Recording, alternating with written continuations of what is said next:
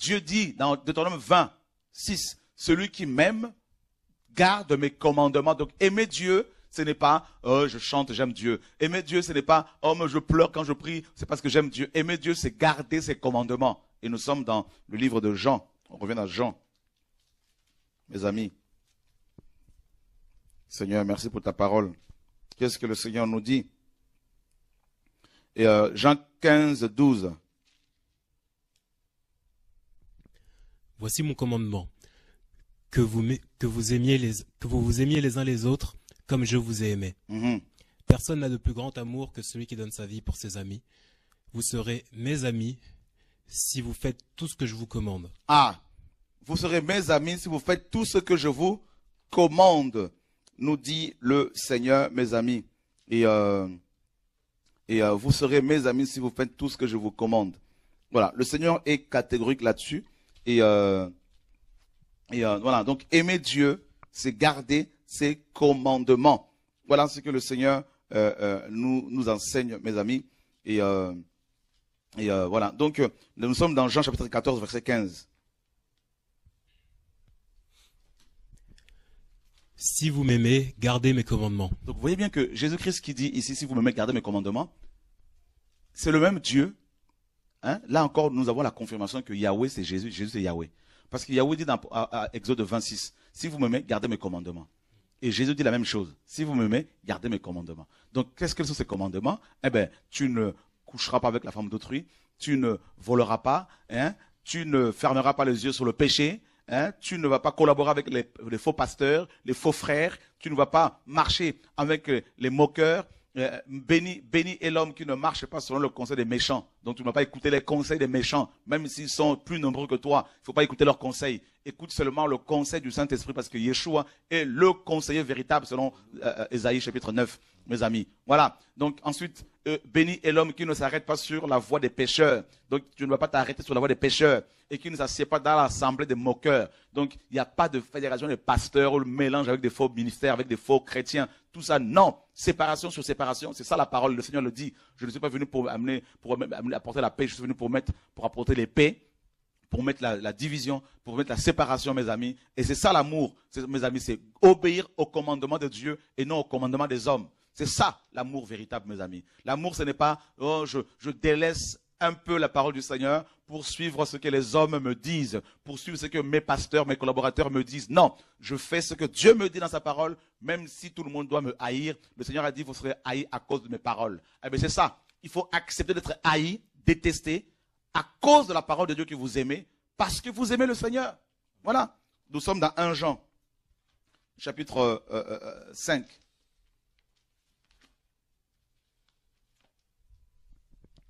À partir du verset 3. Car c'est en ceci que consiste l'amour de Dieu, que nous gardions ses commandements, et ses commandements ne sont point pénibles. Ah, Jean répète la parole du Seigneur. Hein? C'est en ceci que consiste l'amour de Dieu. L'amour de Dieu consiste en quoi? L'amour de Dieu consiste dans le fait de garder ses commandements. Et ses commandements ne sont pas pénibles. Voilà ce que la parole nous dit, mes amis. C'est pas moi qui le dis. Aimer, c'est garder les commandements de Dieu. Voilà. Aimer, c'est garder le commandement du Seigneur. Dieu a dit, tu ne tueras pas. Eh bien, tu ne vas pas avorter. Dieu a dit, tu ne vas pas convoiter. Eh bien, tu refuses la convoitise, même si les pensées viennent, tu dis, Seigneur, je refuse. Dieu dit, tu ne dois pas collaborer avec les pécheurs. Comme la parole le dit, si quelqu'un vient te voir n'apportant pas cette doctrine, ne lui dis pas salut. Jean nous dit dans 2 Jean là-bas, là, et même dans 3 Jean pareil, il faut obéir au commandement de Dieu. Jean dit, la parole dit, si quelqu'un se dit frère, est impudique et cupide et menteur, il ne faut pas manger avec. Eh ben, c'est ce que la parole nous dit, mais on doit obéir à la parole du Seigneur. L'amour, c'est l'obéissance. L'amour, c'est l'obéissance. Et on va finir avec 1 Corinthiens chapitre 13, un passage qui est souvent mal compris par rapport à l'amour. À partir du verset 1er. Quand je parlerai toutes les langues des hommes et même des anges, si je n'ai pas la charité, je suis un airain qui résonne. Ben, la charité, c'est Dieu. On a compris, hein? Dieu est la charité, selon 1 Jean 4, 8. Donc ça veut dire littéralement, quand je parlerai toutes les langues des hommes et même des anges, si je n'ai pas Dieu, c'est ça qu'il faut comprendre. Hein? Je suis un airain qui résonne ou une cymbale qui retentit. Parce que Dieu est charité. Donc là, il est question ici de l'être. Dieu en tant qu'être, être vivant. Hein? Et c'est plus, il est question de l'être en tant que Dieu, Dieu en tant qu'être, donc charité, et qui se manifeste par des sentiments d'amour, de sainteté. Tout ça, on continue. Et quand j'aurai le don de prophétie et que je connaîtrai tous les mystères et la science de toutes choses, et quand j'aurai même toute la foi qu'on puisse avoir jusqu'à transporter les montagnes, si je n'ai pas Dieu, la charité, voilà, je ne suis rien. C'est bien dit, parce que Dieu est charité. Donc les gens pensent que non, vous voyez, alors c'est l'amour. Alors ils font une séparation, ils séparent Dieu et l'amour. Alors qu'ici c'est la charité, c'est Dieu. Vous voyez, Dieu est saint. Parce que quand on dit que Dieu est charité, la parole nous dit que Dieu dit qu'il est saint. Donc l'amour est saint. La charité est sainte. Vous voyez, on continue. Et quand je distribuerai tous mes biens pour la nourriture des pauvres, quand je livrerai mon corps pour être brûlé, si je n'ai pas la charité ou Dieu, cela ne me sert à rien. Ah! La charité est patiente. Donc là, on définit la charité encore. Donc Dieu est patient. La charité est patiente. La charité, Dieu est douce. Donc Dieu est doux. D'accord? La charité n'est pas envieuse. Donc voilà. La charité n'use pas d'insolence. Elle ne s'enfle pas d'orgueil. Elle ne fait rien de malhonnête. Elle ne cherche point son intérêt. Elle ne s'irrite pas. Elle n'impute pas le mal. Elle ne se réjouit pas de l'injustice. Ah, ça aussi, ça c'est quelque chose. Donc la charité n'est pas orgueilleuse. C'est-à-dire un orgueilleux, c'est quelqu'un qui refuse de se soumettre à la parole de Dieu. C'est ça la vraie définition de l'orgueil. Un orgueilleux, c'est parce que le premier orgueilleux, c'est Satan. Donc un orgueilleux, c'est quelqu'un qui dit non à Dieu, d'abord. Qui dit non à la parole de Dieu. C'est ça, un orgueilleux. Au sens propre de la parole. C'est quelqu'un qui dit, qui est contre Dieu, qui est contre la parole du Seigneur, qui se rebelle contre Dieu. L'orgueil, c'est tout ça. D'accord? C'est d'abord contre Dieu, c'est d'abord contre notre Père. Et on nous dit que la charité ne cherche pas son intérêt. Elle ne s'irrite pas, hein, de manière charnelle, bien sûr. Hein, elle n'impute pas le mal, hein, donc aux gens sans raison. Elle ne se réjouit pas de l'injustice. Ah, ça.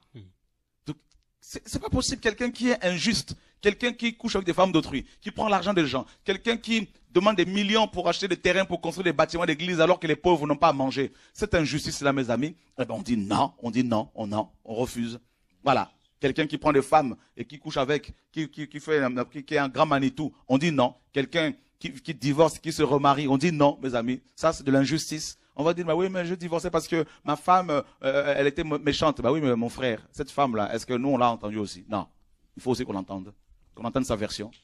Voilà. Oh, mais j'étais dans le monde. Ah bah oui, mais c'est trop facile. Voilà. Voilà. Tout ça, il y a beaucoup d'injustice, mes amis. Non, on dit non. On prend position pour la vérité parce qu'il y a l'amour qui nous anime. C'est ça la parole du Seigneur, mes amis. C'est ça la parole. Donc, il n'y a pas, l'amour ne se réjouit pas de l'injustice. Il n'y a pas on ne peut pas collaborer avec le mal quand on a l'amour. Mais il se réjouit de la vérité. Ah! Donc, vous voyez, l'amour est intrinsèquement lié à la vérité. L'amour véritable se réjouit de la vérité. Voilà. C'est-à-dire la vérité, c'est quoi? C'est la lumière. Voilà. La lumière, c'est dire les choses. C'est dire les choses. Jésus disait les choses. Il disait, malheur à vous, pharisiens hypocrites. Chez les pharisiens, même quand on l'invitait, il disait la vérité. Et c'est pour ça qu'il a eu des problèmes. Tous ceux qui disent la vérité en face des gens, pas qui se cachent, qui fuient, qui envoient des mails. Ça, ce sont des menteurs, ce sont des voleurs, hein, des impies. Parce que celui qui aime la vérité ne fuit pas, il vient à la lumière pour que ses œuvres soient manifestées. Nous dit Jean 3,20. Il ne se cache pas. Voilà. Il aime la vérité, il vient et il dit les choses devant les personnes concernées. C'est ça la parole, mes amis. L'amour, qu'est-ce qu'on nous dit encore? Verset 7. Elle couvre tout. Elle couvre tout. Alors, allons vérifier le verbe couvrir ici. On va taper sur le mot, sur le nombre 4 là. Voilà, couverture. Hein, le verbe couvrir vient du terme grec, hein, stégo, qui signifie toiture, toit, couverture, protéger ou garder en recouvrant, préserver, couvrir du silence, garder secret. La charité ne rappelle pas sans cesse les erreurs des uns et des autres, mais elle sait préserver son prochain en gardant le secret sur les fautes expiées. Les fautes expiées, on précise bien, hein, le mot grec signifie les fautes expiées, c'est-à-dire quelqu'un qui tombe dans un péché et qui se repent véritablement, qui reconnaît qu'il a mal agi et qui ne se justifie pas, qui dit oui, je reconnais avoir mal agi, que j'ai péché, pardonnez-moi, priez pour moi, aidez-moi. Là, oui, on ne va pas rappeler ses erreurs. Mais quelqu'un qui se justifie, eh bien, qu'est-ce que se passe? Paul dit qu'un tel homme soit ôté, hein, ôté du milieu de vous. Mais là où il y a la confession du péché, eh ben, il y a le pardon, et le pardon, eh ben, le péché est oublié. Là, s'il y a la confession, on insiste bien. Couvrir, c'est pas couvrir alors que la personne ne veut pas se repentir. Ça, c'est la compromission. Parce qu'on ne doit pas collaborer avec le mal. Il faut qu'il y ait une véritable repentance, une véritable conversion dans ce sens-là. Oui, l'amour, quand il y a la confession véritable, l'amour couvre. C'est-à-dire pardonne et oublie. Et toutefois, elle ne saurait se compromettre. Le verset sur le chiffre nombre 4, mes amis, s'il vous plaît. Toutefois, elle ne saurait se compromettre en ne dénonçant pas les œuvres des ténèbres. Parce qu'effectivement, la parole nous demande de dénoncer les œuvres des ténèbres, de ne pas prendre part à ces pratiques, à ces œuvres. Voilà. Donc l'amour couvre dans ce sens. L'amour couvre parce qu'il y a la confession, parce qu'il y a la repentance, parce qu'il y a l'abandon du péché. Elle croit tout. Attends, elle croit tout. Là où on a mal compris, elle croit tout ce que Dieu dit et non tout ce que les hommes disent. Parce que dans 1 Jean, parce qu'il faut faire un équilibre ici, dans 1 Jean, parce qu'il y a souvent, on sort des passages hors de leur contexte et on crée des doctrines. Dans 1 Jean, 1 Jean 4, Jean dit, bien-aimés, ne croyez pas à tout esprit, car il y a plusieurs faux prophètes qui sont venus dans le monde. Donc, l'amour croit, la charité croit tout ce que Dieu dit, parce que Dieu est vérité. Elle espère tout. Elle espère tout quoi? Tout ce que Dieu promet. C'est toujours par rapport à Dieu. Hein? C'est très important de le souligner. Elle supporte tout. Ben oui, elle supporte tout. Elle supporte tout ce que Dieu nous donne à supporter. N'est-ce pas? Toujours dans le cadre par rapport au Seigneur. Dieu te dit, supporte tel frère parce qu'il a un caractère compliqué. Ben, tu vas supporter. Supporte la croix. Supporte les insultes. Supporte le rejet. Supporte la médisance. Supporte les critiques. Eh ben, tu supportes. Hein? Donc, c'est ça aussi l'amour, mes amis.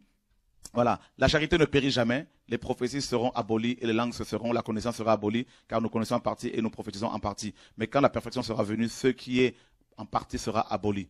Voilà. Donc, voyez bien que la charité ici est définie véritablement.